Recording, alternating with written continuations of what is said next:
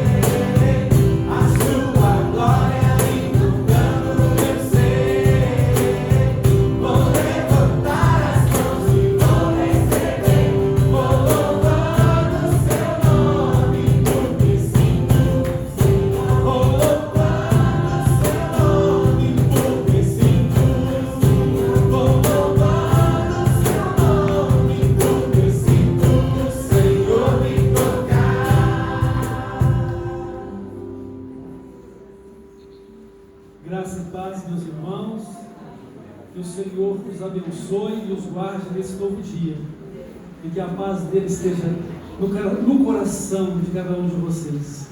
Nós vamos agora fazer a leitura da palavra de Deus.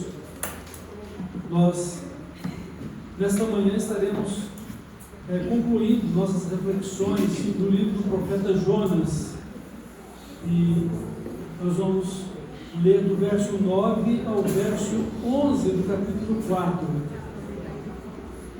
Qual é a nossa resposta? Então Deus vai concluir este livro de suas profecias por meio do profeta Jonas, fazendo-lhe uma pergunta que é para nós também refletirmos sobre ela nestes dias.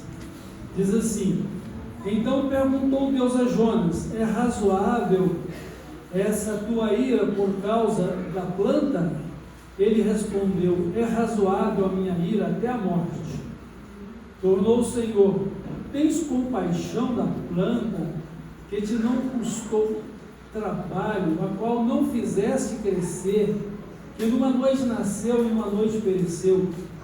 E não hei de eu ter compaixão da grande cidade de Nínive, em que há mais de 120.000 pessoas que não sabem discernir entre a mão direita e a mão esquerda, e também muitos animais?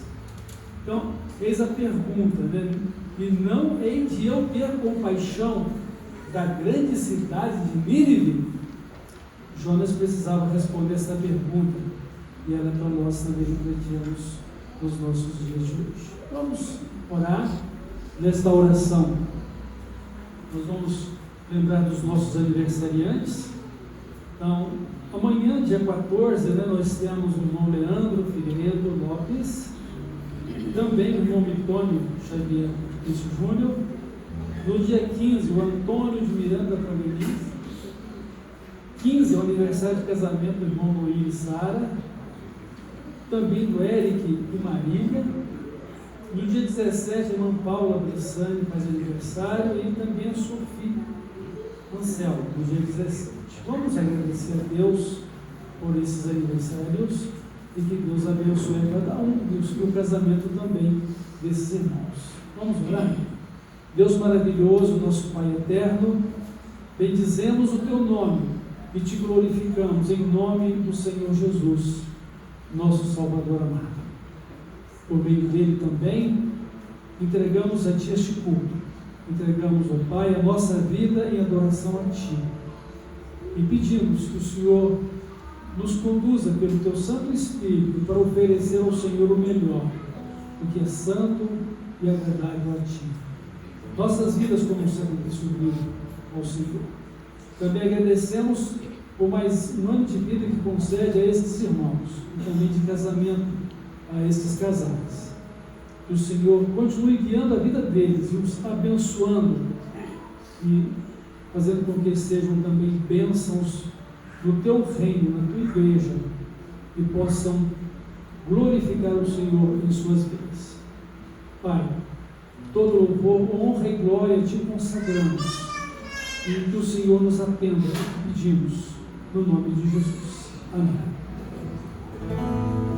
No serviço do meu rei eu sou feliz, satisfeito, abençoado, proclamando do meu rei a salvação. No serviço do meu rei, no serviço do meu rei, minha vida entregarei, gozo, paz, felicidade.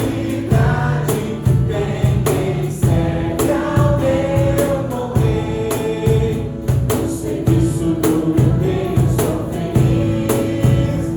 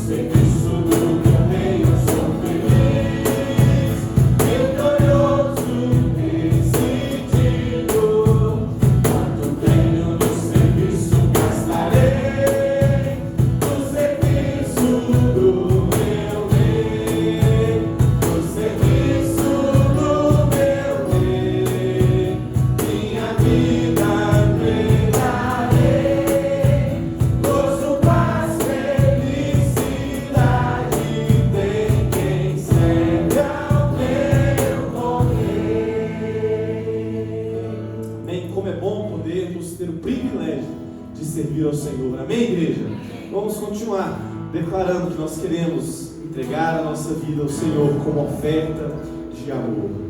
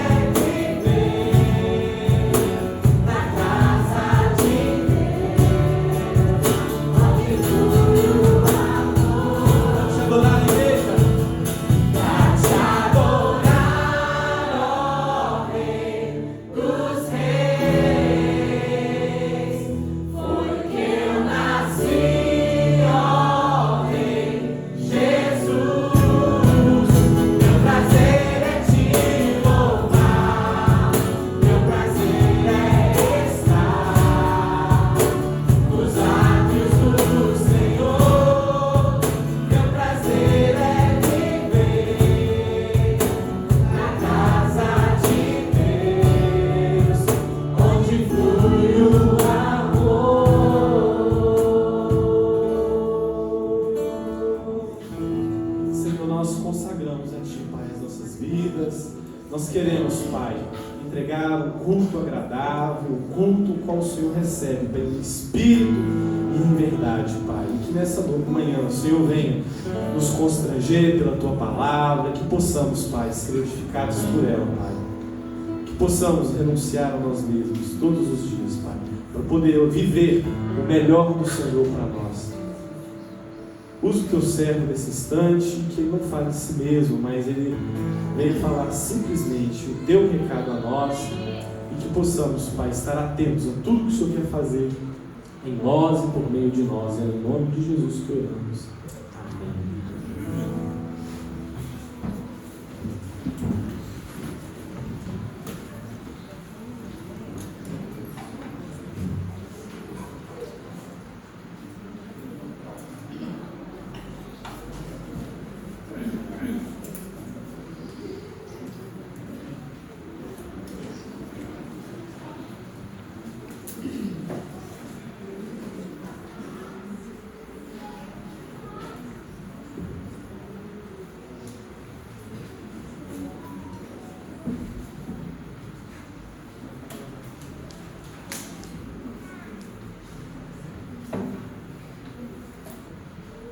Qual haverá de ser a nossa resposta? O que temos por responder para o nosso Deus? O que Jonas deveria responder para o Senhor? Irmãos, eu observo que é muito fácil vermos no outro aquilo que não está certo, vermos no outro aquilo que ele está fazendo diferente de nós, e não é aquilo que agrada o nosso coração. Deveria ser da maneira como pensamos ou como faríamos se estivéssemos no lugar desta ou daquela pessoa. Por isso é muito fácil agora ler o livro do profeta Jonas e ver todas as deficiências dele.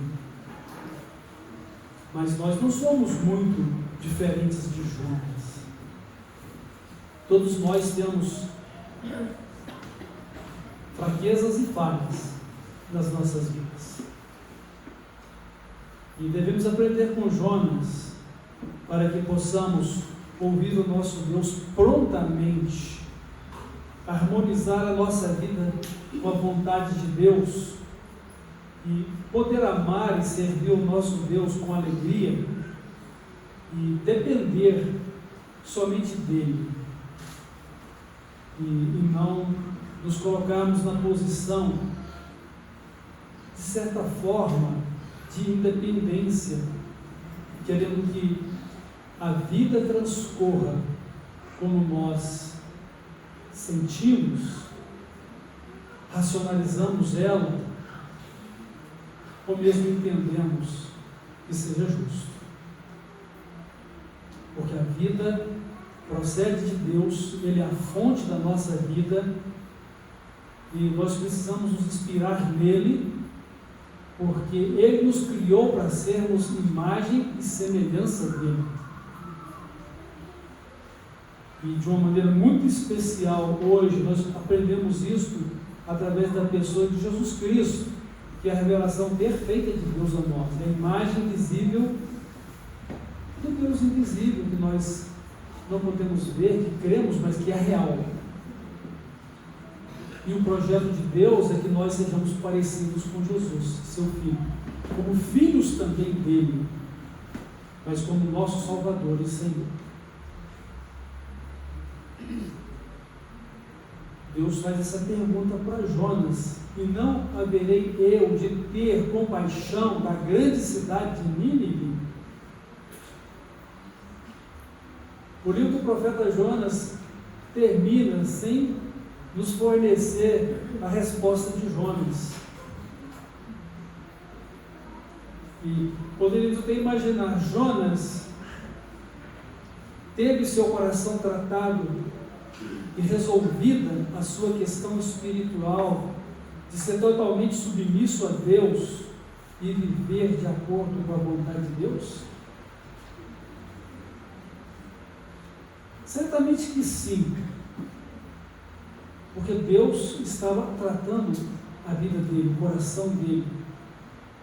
Mas a questão aqui é que esta pergunta fica no ar para que ela seja também o nosso ponto de reflexão hoje. Qual é a minha resposta? Qual é a sua resposta? Naturalmente, que Jonas deveria responder a Deus em relação à questão específica, a questão do amor e do perdão àqueles que se arrependem e pedem perdão. Jonas estava discordando de Deus em perdoar. Jonas queria o juízo e a punição dos ninivitas. Mas Deus faz tudo bom e perfeito, justo. E embora os ninivitas merecessem mesmo o castigo, Deus estava revogando esse castigo em face ao arrependimento, a mudança de vida, de atitudes dos ninivitas. Que arrependidos pediam perdão para Deus, mostrando um sinal de humildade ou humilhação, vestindo-se de panos, roupas de panos de saco. Então Jonas precisava responder essa questão a Deus. E certamente hoje, mesmo que tenhamos o mesmo problema de Jonas, muitas outras perguntas que Deus nos faz, nós deveríamos responder a Ele de forma satisfatória, santificando nossa vida a Deus, consagrando a nossa vida a Deus. Porque Ele é o nosso Deus, Ele é o Pai eterno, nosso Criador. A vida que temos procede dele, e sem ele nós não podemos viver. Se Deus cortasse agora a nossa respiração, todos estaríamos mortos. Porque ele dá a respiração a todos. O fôlego de vida foi ele que soprou nas narinas do primeiro homem, Adão. E desde então, todos nós, que somos então descendência de Adão, nascemos com o mesmo espírito de vida humano, procedente de Deus. Qual vai ser a nossa resposta? Eu gostaria também, antes de apontar aqui que respostas Deus espera de nós, falar sobre o propósito de Deus, sobre o que Ele deseja para a nossa vida. Deus deseja que sejamos participantes da sua obra e da sua glória. O que isso significa para mim e para você, irmãos? Significa, em primeiro lugar, que Deus nos criou a imagem e semelhança dEle, para termos comunhão com Ele, e para podermos agir em conformidade com o seu caráter, e podermos, nesta comunhão, onde o diálogo com Deus, hoje, pela oração e pela leitura e o ouvir da palavra dEle, deve nos levar a atender o seu propósito. Qual o propósito? Participar da sua obra, refletir a sua glória. Deus sempre incluiu o homem na sua obra. Desde o princípio, quando Deus criou tudo, e naturalmente a última peça da criação foi a mulher como esposa para o homem, Deus havia plantado um jardim, e poderíamos dizer, um jardim tão lindo como o céu. Tanto que ele é o paraíso que o homem vivia a princípio. E Deus está prometendo para nós um paraíso restaurado, que é uma nova terra, unida a um novo céu. O que Deus disse para o homem? Que ele deveria cuidar do jardim e que ele deveria lavrar a terra. Deus já havia entregue tudo nas mãos do primeiro casal. Um jardim construído, uma terra pronta, muitos animais domésticos e selvagens, muita vida marinha, aves em abundância, e disse: cuida disso, domine sobre isso, governe sobre isso. Era ser participante da obra de Deus. E nós encontramos o apóstolo Paulo falando sobre o mesmo assunto, dizendo que nós somos cooperadores de Deus. Também nos diz que nós somos embaixadores de Deus nesse mundo, com uma tarefa de entregar o Evangelho para a reconciliação das pessoas com Deus, mediante arrependimento, confissão de pecados e o perdão de Deus e a salvação de Deus. Lembre-se que a experiência da salvação tem dois lados, o humano e o divino.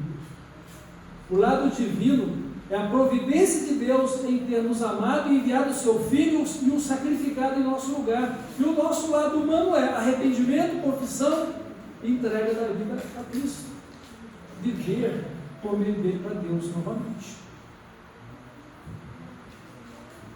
O homem se distanciou de Deus desde o pecado de Adão e Eva. Agora, através de Cristo, Deus chama de volta o homem a uma nova vida com ele, pelo arrependimento, confissão de pecados e a conversão a Cristo. Então Deus nos criou para vivermos participantes da sua obra e da sua glória. E Deus está sempre falando conosco. Deus falou com Jonas 2 vezes para que ele fosse cumprir uma missão: vá à grande cidade de Nínive. No primeiro momento, Jonas fugiu, porque ele não queria a salvação dos ninivitas. Jonas estava fugindo do dever profético de entregar a mensagem. Ele sabia que não podia fugir de Deus. Só que em momento algum ele estava disposto a amar e perdoar aqueles homens e mulheres de Nínive. Tanto que, em vez de se arrepender, pedir perdão a Deus e cumprir a sua missão, ele diz: podem me jogar ao mar. Eu prefiro morrer do que ir lá pregar para os ninivitas. Era isso que ele estava dizendo. Mas diante da experiência da morte, ele se arrepende, pede perdão, e Deus preserva a sua vida e diz a ele pela segunda vez: Jonas, vá à grande cidade de Nínive e clama contra ela. E Jonas então se dispôs a ir. E ele se dispôs então a fazer a obra de Deus com um coração egoísta, cheio de ressentimento e cheio de mágoas pelo povo de Nínive. Isso era um estorvo, um empecilho na vida e relacionamento de Jonas com Deus. Deus operou tudo o que ele queria fazer, independentemente de Jonas, até mais, além do que ele pretendia fazer, que era levar a sua mensagem de juízo e de arrependimento para os ninivitas, pois ele chegou a salvar uma tripulação inteira de navio que se converteu a ele, enquanto disciplinava o seu profeta. Jonas estava com o seu coração fora do propósito de Deus, mas ele foi assim mesmo. Será que nós também não estamos fazendo isso hoje, servindo ao Senhor na nossa carne, mas com um coração inadequado, com uma atitude imprópria, com um sentimento inaceitável diante de Deus em relação a coisas, pessoas, ou o cuidado espiritual que deveríamos ter da nossa própria vida em relação, no relacionamento com Deus. Deus está sempre falando. Ele fala pelo Senhor Jesus Cristo, Ele fala pela sua doce palavra, sua santa palavra, Ele fala por meio do Espírito Santo, Ele usa circunstâncias e nós precisamos ter ouvidos para ouvir, porque a recusa em atender a voz de Deus pode endurecer o nosso coração e pode nos tornar teimosos, desobedientes, como aconteceu com Jonas. Mas Deus, em seu amor e sua misericórdia, estava ali tratando a vida dele, como Deus também se dispõe a tratar a nossa vida. E o fato é, ou nós nos dobramos e nos submetemos à vontade de Deus, ou então a nossa vida vai partir, vai quebrar-se, porque Deus é soberano. E teremos que prestar contas a Deus da nossa vida. Eu creio e proclamo que a nossa salvação é exclusivamente pela fé em Cristo, por meio da sua graça e do seu sacrifício para nós. Mas nós precisamos ter ouvidos para ouvir a voz de Deus, coração alinhado com o coração de Deus, para vivermos uma vida santa e consagrada a Ele, para vivermos para a sua glória e para partilharmos com Ele da obra dele. Ele não precisa de nós, mas nos colocou na sua obra para que fôssemos úteis. Deus não precisa nem de anjos e nem de homens, mas Ele usa anjos como ministros seu para operar aquilo que Ele quer. Como Ele também usa a igreja para fazer aquilo que Ele quer. E quem é a igreja? Somos nós, individualmente seus membros, mas um corpo em Cristo. Então Deus está sempre falando conosco e nos dando as orientações que precisamos para vivermos em harmonia com Ele e para que possamos servir. Então o Espírito Santo diz às igrejas: quem tem ouvidos para ouvir, ouça o que o Espírito Santo está dizendo. Precisamos ser ouvintes obedientes, não simplesmente ouvintes, como diz Tiago. Porque aquele que simplesmente é ouvinte é como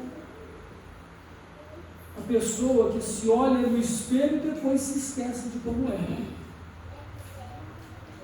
Mas quando nós ouvimos, obedecemos, ouvimos e praticamos, então somos abençoados, ou somos bem-aventurados. Também, em Apocalipse, lá no capítulo 1, vai dizer: felizes os que ouvem, felizes os que obedecem às palavras desta profecia. Irmãos, Deus quer que partilhemos com Ele da sua obra e reflitamos a sua glória. E desta forma, qual a resposta que Deus espera de nós? Não hei de eu ter compaixão da grande cidade de Nínive? Ou qual a resposta que temos para dar para Deus em relação às perguntas ou àquilo que Ele nos tem falado ao longo da nossa vida? Temos colocado a nossa vida em ordem com Deus? Estamos andando com Deus? Estamos atentos à sua voz para poder fazermos e vivermos conforme a sua vontade? Deus espera de nós o quê? Nossa resposta a Ele deve ser uma resposta de fé e de comunhão com Ele. Ou seja, precisamos crer, precisamos confiar, e isso com um conhecimento real da pessoa de Deus. É um conhecimento real no conhecimento espiritual.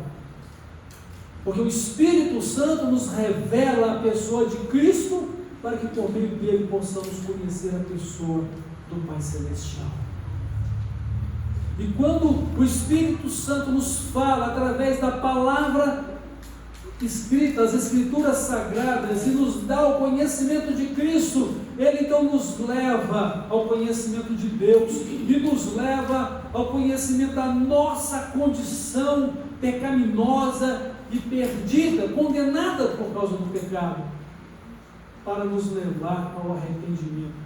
Ele produz em nós uma tristeza profunda por causa dos nossos pecados, mas ao mesmo tempo nos aponta a alegria e a esperança certeira do perdão e da salvação em Cristo, para que possamos pedir perdão e nos converter a Cristo e receber uma nova vida, como Jesus diz, nascer de novo, viver pelo Espírito Santo, viver em nome e por meio de Jesus Cristo para o Pai Celestial. E viver para Deus, porque vamos viver guiados pelo Espírito Santo, viveremos em Cristo, mas viveremos para o nosso Pai Celestial. Então, o que diz a palavra de Deus sobre a nossa fé? O justo viverá da fé. Irmãos, é impossível ter comunhão com Deus sem fé. Temos que crer nele. Na carta aos Hebreus, a palavra de Deus nos afirma que aquele que se aproxima de Deus tem necessariamente que crer nele. É necessário que creiamos nele. É necessário que tenhamos fé. Mesmo que não possamos ver com os nossos olhos físicos, crer na sua presença em espírito e verdade conosco. Crer que a sua palavra é a verdade orientadora para a nossa vida. Crer que o Espírito Santo está conosco. Crer que a nossa vida está em Cristo. E crer que Cristo vive o reino em nosso coração e é o nosso guia para o céu. Nosso Salvador e Senhor. Então o justo viverá da fé. E sem a fé vai ser impossível agradar a Deus. Vai ser impossível ter comunhão com Ele.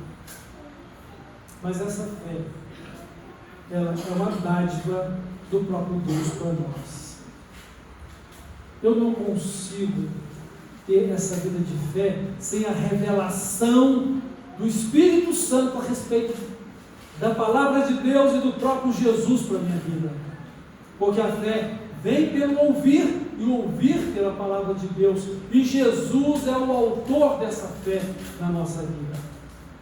Nos diz a palavra de Deus que é pela graça, mediante a fé, dádivas de Deus a nós, pelo que somos salvos. Então Deus espera de nós uma resposta de fé. Era difícil falar para os ninivitas. Jonas deveria dizer: eis-me aqui, cumpra a sua vontade por meio da minha vida. Vendo o arrependimento e conversão dos ninivitas, Jonas deveria dizer: ó Deus, glórias ao Senhor que tocou na vida destes homens e mulheres para que se arrependessem e agora se tornaram filhos do Senhor, novas criaturas, porque se converteram ao Senhor e o Senhor os perdoou e o Senhor os salvou.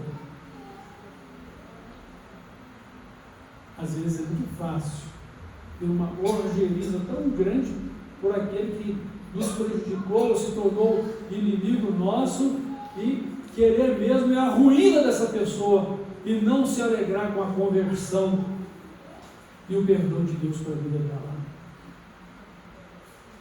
Mas o que Deus espera de mim? O que Deus espera de você? É um coração misericordioso como o coração misericordioso. E Jesus nos manda amar o inimigo. Jesus nos manda orar por aquele que nos persegue. Jesus manda nos servir ao inimigo e àquele que nos persegue. Em nome dele. Como servos dele. Não de má vontade, mas com alegria. Porque a nossa vida, para nós mesmos, ela já está morta. Eu morri com Cristo para viver agora a vida de Cristo e por meio dele, que é a minha salvação. Irmãos, a nossa resposta para Deus tem que ser uma resposta de fé e de comunhão com Ele. Ele espera isso de nós. Porque se não vivemos pela fé, tudo que não é da fé é pecado, diz a palavra de Deus também em Tiago. Tudo que não é de fé é pecado. Porque tudo que não é da fé é carnal, é humano, e não é espiritual. E nós já crucificamos a nossa carne com o Senhor Jesus Cristo, para podermos vivermos agora pelo Espírito Santo e viver segundo o propósito de Deus, de ser participante da sua obra, cooperador dele e refletir a sua glória comigo na nossa vida. Deus também espera de nós uma resposta de amor e de obediência, e essa deve ser a nossa resposta para Ele, além da nossa fé e da comunhão com Ele. Nós precisamos confiar em Deus, que tudo que Ele faz é bom e perfeito, que a vontade de Deus é boa, perfeita e agradável, e por isso nós devemos nos entregar a Ele de forma completa, de forma irrestrita, sabendo que Ele haverá de conduzir a nossa vida. Lembremos-nos do Salmo 23.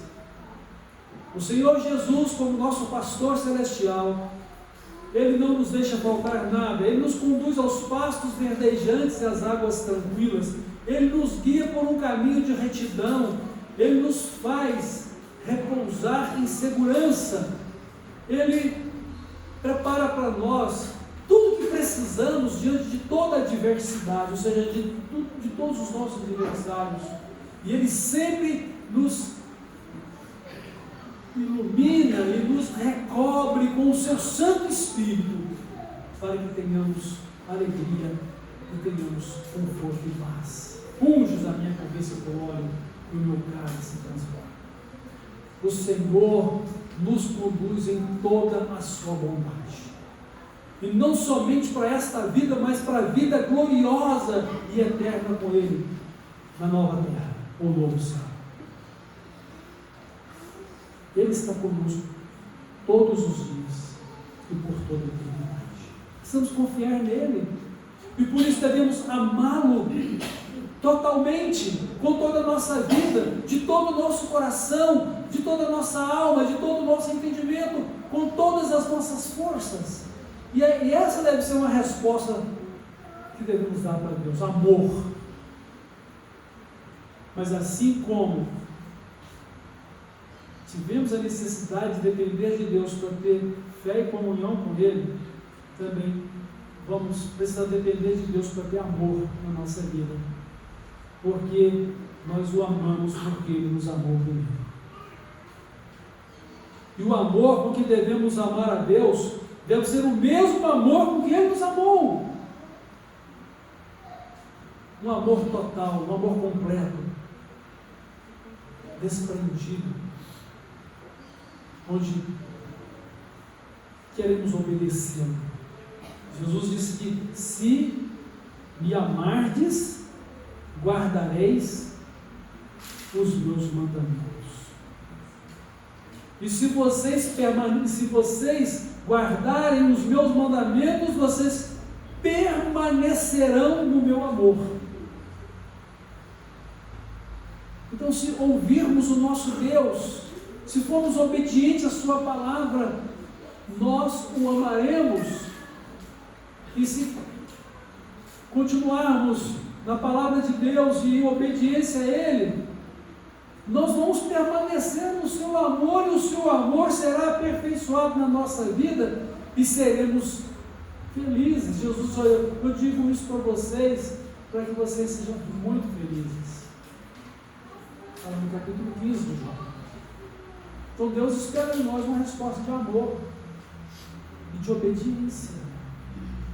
Aquele que tem os meus mandamentos e os guarda, esse é o que Ele ama. e aquele que me ama será amado de meu Pai, e eu me manifestarei a ele. Irmãos, só podemos ter a revelação e manifestação de Cristo na nossa vida à medida que nós o amamos, e a evidência e prova do nosso amor é ouvir e obedecer a sua palavra. Não adianta eu dizer que amo meu irmão, mas estou enforcando ele, né? Amo meu irmão e não quero ajudá-lo a levar a sua carga. Amo meu irmão, mas falo mal dele ou dela, né? Isso não é amor, isso é hipocrisia, isso é mentira. E Deus espera de nós amor e obediência. Essa deve ser a resposta que devemos dar para Ele, além de uma resposta de fé e de obediência. Olha, eu quero destacar aqui uma última coisa, que devemos responder para Deus o seguinte: nossa resposta a Ele deve ser: eis-me aqui, cumpra-se em mim a tua vontade. Irmãos, Jesus é o nosso maior exemplo disso. Jesus, nos momentos finais da sua vida, ele vai para um lugar solitário para orar. Ele leva os seus discípulos, ele escolhe aqueles 3 mais íntimos que ele cultivou relacionamento de intimidade com eles durante os 3 anos. Pedro, João, Tiago. E então se retira a um lugar à parte, um pouquinho mais distante dos demais, e ele então começa a orar. E ele diz: Pai, se for possível, passa de mim este cálice. Eu estou angustiado com uma angústia de morte. E o texto bíblico nos diz que ele chega a transpirar gotas de sangue. Tal era a sua angústia e paixão. Mas ele, quando volta para poder ver os seus 3 mais íntimos, eles estão dormindo. Ele tenta animá-los, mas ele volta depois, eles estão dormindo. Aí, terceira vez, encontra eles dormindo, olha, pode dormir. Chegou a minha hora. Mas uma coisa que Jesus disse é o seguinte: Pai, seja feita a tua vontade. Foi para isso mesmo que eu vim a esse mundo, fazer a tua vontade.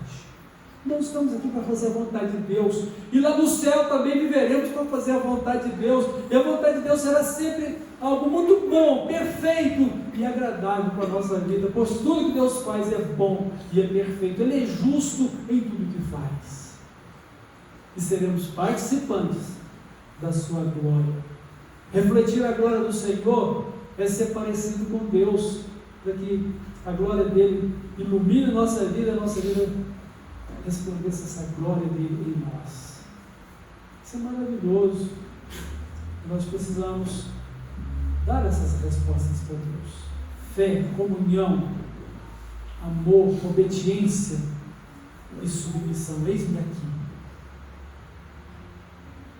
E nós vamos aprender isso no livro do profeta Jonas. Aprender com o que ele não fez, mas que ele teve que aprender as duras provas. Não precisamos aprender a duras provas, porque já temos o conhecimento da experiência de Jonas e como poderemos proceder para o bom nosso Deus, porque temos a sua palavra como regra de fé e de vida para a nossa vida. Irmãos, devemos então andar com Deus, sermos participantes da sua obra e da sua glória, fazer o que Deus nos dá como missão e glorificar a Deus com o nosso viver, nos santificando a Ele e nos consagrando a Ele. Então, como nós já mencionamos aqui, o livro de Jonas, ele terminou com uma pergunta: não hei de eu ter compaixão da grande cidade de Nínive? Jonas deveria responder essa pergunta, a qual hoje também devemos refletir sobre ela. Eu tenho aqui alguns questionamentos para a gente encerrar.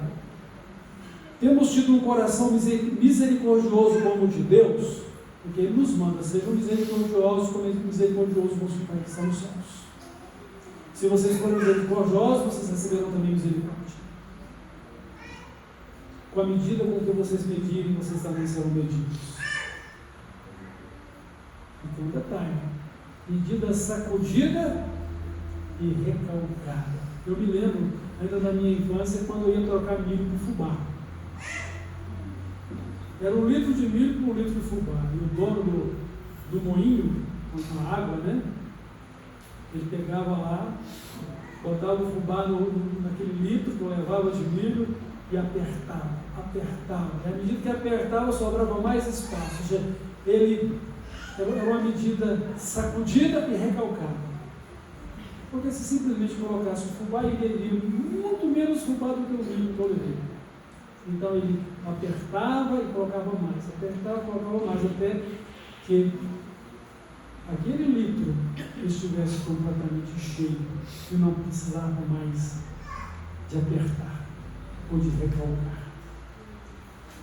Já imaginou qual vai ser a medida da justiça de Deus para conosco? Completa, perfeita. Ela não vai ser imparcial, nem menos, nem mais. Completa.